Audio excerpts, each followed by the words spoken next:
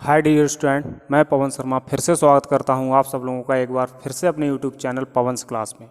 बहुत बहुत स्वागत है आप सब लोगों का मेरे यूट्यूब चैनल में। आज का जो हमारा टॉपिक है वो है ऑप्टेटिव सेंटेंस, जिसको हिंदी में इच्छा सूचक वाक्य कहते हैं। इच्छा सूचक वाक्य इनको क्यों कहते हैं, सबसे पहले आप ये समझ लो, क्योंकि जब तक आप वाक्य के हिंदी अर्थ को नहीं समझोगे तब तक आप वाक्य को अच्छी तरीके से समझ ही नहीं पाओगे। ऑप्टेटिव सेंटेंस का अर्थ होता है इच्छा सूचक वाक्य, ऐसी इच्छाएं जो हमारे मन में आती हैं जिनको हम व्यक्त करते हैं। वो इच्छाएं किसी को आशीर्वाद देने की हो, भगवान से प्रार्थना करने की हो, किसी को कोसने की हो या अभिशाप देने की हो, किसी को कुछ अच्छी भावना, अपने मन की अच्छी भावना किसी के प्रति प्रकट करने की हो, यही हमारे मन की जो इच्छाएं होती हैं। और ऐसे सेंटेंसेस जो ऑप्टेटिव सेंटेंस होते हैं इन्हीं इच्छाओं को व्यक्त करते हैं। इनमें आज हम समझेंगे कि इनका इनडायरेक्ट कैसे बनाते हैं। ठीक है, सबसे पहले हमें ये भी जानना जरूरी होता है कि ऑप्टेटिव सेंटेंस का स्ट्रक्चर क्या होता है, ग्रामर क्या होती है, स्ट्रक्चर जो तरीका है, लिखने का तरीका है, कैसे पहचानेंगे कि ये एक ऑप्टेटिव सेंटेंस है। तो इस चीज़ को जानना भी बहुत ज़रूरी है। ज़्यादातर ऑप्टेटिव सेंटेंसेस में से शुरू होते हैं और उनके अंत में मार्क ऑफ एक्सक्लेमेशन लगा होता है, एक्सक्लेमेशन का चिन्ह लगा होता है। किस प्रकार का होता है एक्सक्लेमेशन का चिन्ह, जैसे आप इस वाक्य के अंत में देख रहे हैं, ये में से शुरू हुआ है। सिर्फ अगर ऑप्टेटिव सेंटेंस की बात करी जाए तो यहाँ से में से लेके यहाँ तक मे यू लिव लॉन्ग, और अंत में ये मार्क ऑफ एक्सक्लेमेशन विस्मय आदि बोधक का जो चिन्ह होता है वो लगा होता है। ये एक ऑप्टेटिव सेंटेंस की पहचान होती है। क्या पहचान होती है, ये वाक्य ज़्यादातर में से शुरू होते हैं और इनके अंत में मार्क ऑफ एक्सक्लेमेशन लगा होता है। इसके अलावा कुछ सेंटेंस ऐसे होते हैं जो में से शुरू नहीं होते हैं, वो किसी मेन वर्ब से शुरू हो सकते हैं, लेकिन उनके अंत में मार्क ऑफ एक्सक्लेमेशन विस्मय आदि बोधक चिन्ह जरूर लगा होता है। यही ऑप्टेटिव सेंटेंस की पहचान होती है। जैसे लिव लॉन्ग, ठीक है, ये सेंटेंस आप देखें, लिव लॉन्ग ये मेन वर्ब से शुरू हुआ है, लेकिन इसके अंत में एक चिन्ह लगा है, एक्सक्लेमेशन चिन्ह लगा है। यही ऑप्टेटिव सेंटेंस की पहचान होती है। ऐसे सेंटेंसेस को हम इनडायरेक्ट में कैसे बदलते हैं, कुछ रूल्स हैं जिन्हें आपको बहुत अच्छे से समझना है, पूरी वीडियो देखना है, जिससे कि आप 100% सीख जाओ और समझ जाओ। ठीक है, कुछ चीज़ें मैंने यहाँ पे लिखी हैं जिन्हें आप बहुत अच्छे से समझें। वाक्य के अंत में मार्क ऑफ एक्सक्लेमेशन लगा होता है, जैसा कि मैं आपको बता चुका हूँ। अब होता क्या है, सैड या सैड टू को भाव के अनुसार बदलते हैं। किस भाव के अनुसार बदलते हैं, अगर वाक्य में शुभ कामना है, ठीक है, तो शुभ कामना के भाव के हिसाब से हम बदल देंगे। सब कुछ मैंने लिखा हुआ है, एक एक करके मैं बताऊंगा। अगर शुभ आशीष है, मतलब आशीर्वाद है, तो हम उसको उसके हिसाब से बदल देंगे। ईश्वर से प्रार्थना है तो उसके भाव के हिसाब से बदलेंगे। आशीर्वाद है तो आशीर्वाद के भाव के हिसाब से बदलेंगे। अभिशाप है, किसी को कोसा गया है, तो उसके हिसाब से बदलेंगे। जैसे ईश्वर से प्रार्थना के लिए हम प्रेड लगाते हैं, आशीर्वाद देने के लिए, शुभ आशीष देने के लिए हम ब्लेस्ड लगाते हैं, अभिशाप देने के लिए कर्स्ट लगाते हैं, इच्छा व्यक्त करने के लिए हम विश्ड लगाते हैं। इसके अलावा अगर सेंटेंस में गुड मॉर्निंग, कंग्रेचुलेसन ऐसे शब्द दिए होते हैं तो भी हम बेस्ट लगाते हैं, मगर गुड नाइट, गुड बाय ऐसे शब्दों के लिए हम बैड लगाते हैं। जो पास्ट फॉर्म है बिड की, BID विड, जिसका हिंदी अर्थ होता है बोला, ठीक है, बैड, बैड का मतलब बोला, बोला, गुड नाइट, गुड बाय जैसे शब्दों के लिए हम बैड लगाते हैं। कुछ चीज़ें और हैं समझने वाली, वो आप समझते चलें। कॉमाज हटाकर हम दैट लगाते हैं, इन्वर्टेड कॉमाज को हटा देंगे हम और दैट लगाएंगे। जैसे ये इन्वर्टेड कॉमाज हैं, इनको हटाकर दैट लगा देंगे। जब इनडायरेक्ट में बनाएंगे तो मार्क ऑफ एक्सक्लेमेशन हटा के, विस्मय आदि बोधक का चिन्ह हटाकर हम फुल स्टॉप लगा देंगे। मैंने लिखा हुआ है मार्क ऑफ एक्सक्लेमेशन हटाकर हम फुल स्टॉप लिखते हैं। ठीक है, मे को माइट में बदल देते हैं। ठीक है, मे को हम, ये जो मे दिया है, मे शब्द दिया है, इसको हम माइट में बदल देंगे। कुछ सेंटेंस ऐसे होते हैं, जैसा मैंने अभी आपको बताया, कि जिनमें मे नहीं लगी होती है लेकिन फिर भी हम उनमें माइट लगाते हैं। कैसे लगाते हैं सब कुछ आपके समझ में बहुत अच्छे से आने वाला है। ये जो चीज़ है, ये जो रूल्स हैं, ये बहुत इंपॉर्टेंट हैं, इनको आप नोट कर लें तो आपके लिए बहुत सहूलियत हो जाएगी। बाकी मैंने 5 सेंटेंसेस ऐसे लिए हैं जो इन्हीं से रिलेटेड हैं, सब कुछ है इन सेंटेंसेस में जो नियम में है, मैं आपको करके बताऊंगा जिससे आपकी समझ में और अच्छे से आए। किसी भी टॉपिक को पूरा समझने के लिए ज़रूरी है कि आप वीडियो पूरी देखें जिससे कि आपके सब कुछ समझ में आए। ठीक है, पहला सेंटेंस हम देखते हैं। My father said to me, मेरे पिता ने मुझसे कहा, मे यू लिव लॉन्ग, तुम्हारी लंबी आयु हो। तो इसमें पिता आशीर्वाद दे रहे हैं, एक पिता अपने बच्चे को आशीर्वाद ही देगा, तो इस सेंटेंस का भाव है आशीर्वाद देना। और आशीर्वाद देने के लिए हम क्या लगाते हैं? ब्लेस्ड। ठीक है, सैड या सैड टू को हम किस में बदल देंगे? भाव के अनुसार बदल देंगे, मतलब ब्लेस्ड में बदल देंगे। कैसे बनाएंगे? बहुत सिंपल है, देखो, माई फादर, ठीक है, सैड या सैड टू को हमने ब्लेस्ड में बदल दिया क्योंकि इसमें आशीर्वाद दिया गया है, लंबी आयु हो। ठीक है, इन्वर्टेड कॉमास को हटाकर दैट लगा देंगे। ठीक है, इतना क्लियर हो गया।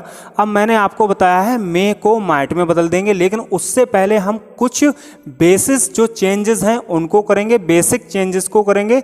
हम सब जानते हैं यू सेकंड पर्सन है और सेकंड पर्सन को हम रिपोर्टिंग वर्ब के ऑब्जेक्ट में बदलते हैं। ऑब्जेक्ट हमारा मी है और मी का सब्जेक्ट होता है आई। जब हम इस यू को इसके हिसाब से, मी के हिसाब से बदलेंगे तो यहाँ पे ये सब्जेक्ट के रूप में आई आ जाएगा, क्योंकि यहाँ पर सब्जेक्ट क्या है? यू, और यू बदल जाएगा मी में और मी का सब्जेक्ट यहाँ पे आई आ जाएगा। आई, दैट आई। अब मे को ठीक सब्जेक्ट के बाद माइट में बदल कर रख देते हैं, आई माइट। बहुत अच्छे से समझना है आपको, आई माइट। अब बाकी सेंटेंस को ऐसे ही लिख देंगे, लिव लॉन्ग, और मार्क ऑफ एक्सक्लेमेशन को हटाकर हम फुल स्टॉप लगा देंगे। ठीक है, माई फादर ब्लेस्ड, मेरे पिता ने आशीर्वाद दिया, दैट मीन्स कि आई माइट लिव लॉन्ग, कि मेरी लंबी आयु हो। ठीक है, अब दूसरे सेंटेंस को देखते हैं हम। इसमें तो आशीर्वाद का भाव था, हमने ब्लेस्ड में बदल दिया। The beggar said to the thief, भिखारी चोर से बोला, ठीक है, may you go to the hell, तुम भाड़ में जाओ, नरक में जाओ। इसका कुछ ये सेंस है और वाक्य के अंत में विस्मय आदि बोधक चिन्ह लगा है। अब इसका भाव क्या है? तुम नरक में जाओ, भाड़ में जाओ। सीधी सी बात है, कोस रहा है, अभिशाप दे रहा है, और अभिशाप देने के लिए हम क्या लगाते हैं? कर्स्ड। बहुत सिंपल है, सैड या सैड टू को हमें कर्स में बदलना है, तो the bagger cursed,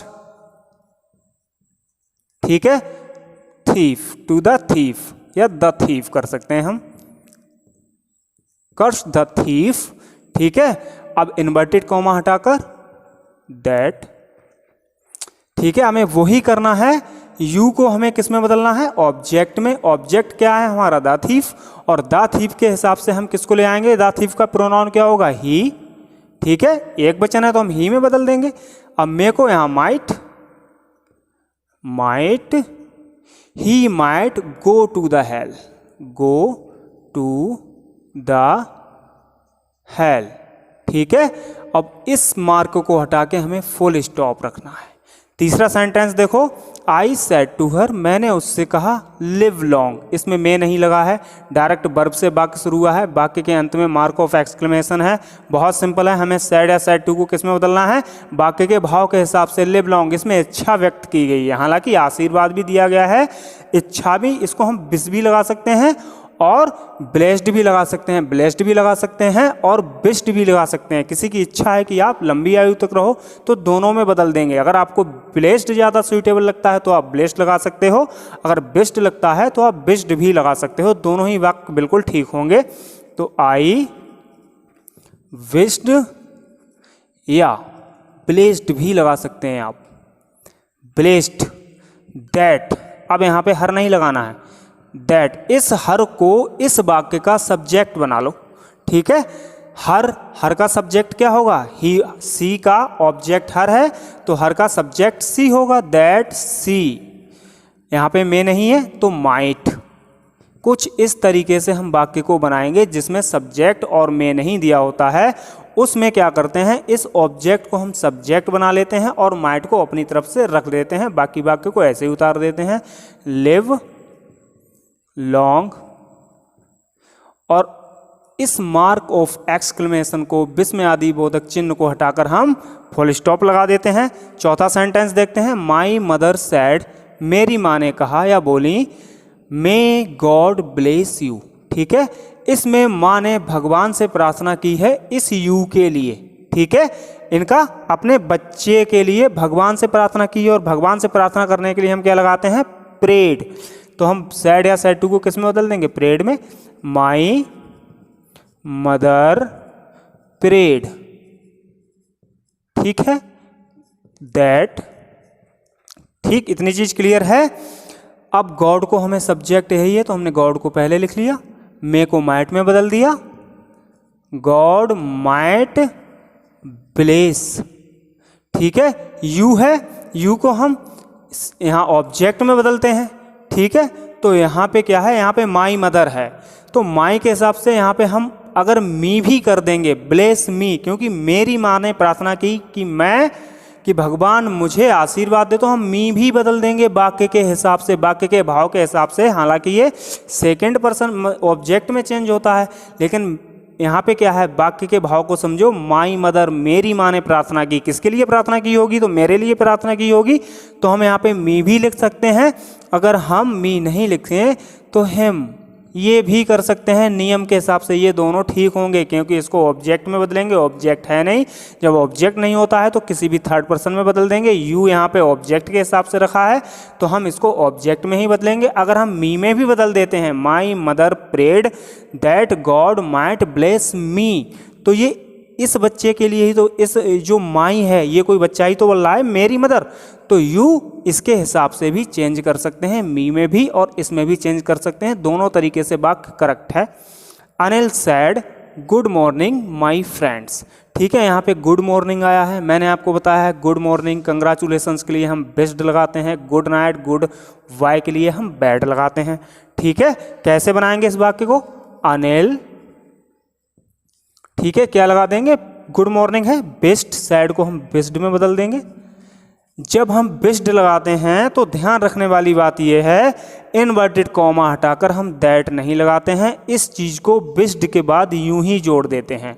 best good morning, जी छोटी बना दो, गुड मॉर्निंग। ठीक है, माई को अनिल के हिसाब से चेंज कर दो, हिज फ्रेंड्स, अंत में फुल स्टॉप। अगर ये होता गुड नाइट, अगर मान लो यहाँ पे नाइट होता, ठीक है, गुड नाइट माय फ्रेंड्स, तो हम विश्ड को बैड में बदल देते और बाकी वाक्य बिल्कुल ऐसा ही रहता, अनिल वेड गुड नाइट